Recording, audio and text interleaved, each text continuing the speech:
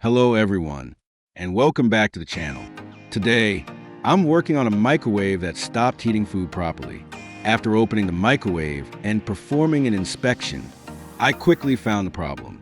The high voltage transformer was damaged and no longer working correctly.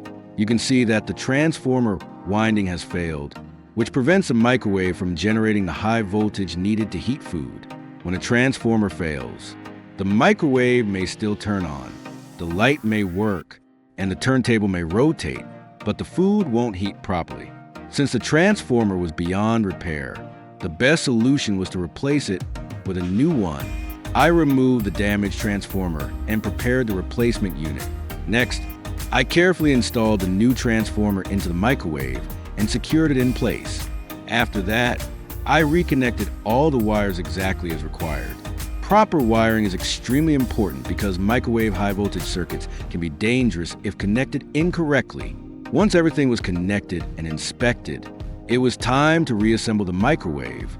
I installed the outer cover and tightened all the screws to ensure the unit was safe for testing.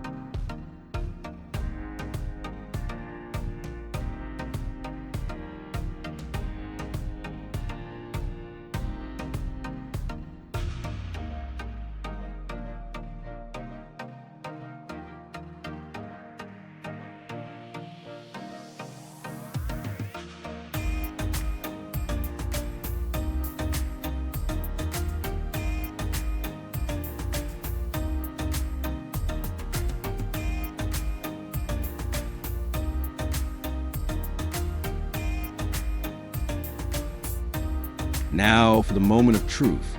I placed a cup of water inside the microwave and set the timer for 1 minute. The microwave started normally, and everything appeared to be operating correctly. After 1 minute, I checked the water. As you can see, the water is now hot, confirming that the new transformer is working properly and the microwave is heating again. The successful heating test shows that the transformer replacement solved the problem. If your microwave turns on but doesn't heat, a failed high voltage component, such as a transformer, could be one of the possible causes. Always remember that microwave repairs involve high voltage parts that can store dangerous electrical energy even after the appliance is unplugged. Repairs should only be performed by individuals who understand the risks and follow proper safety procedures.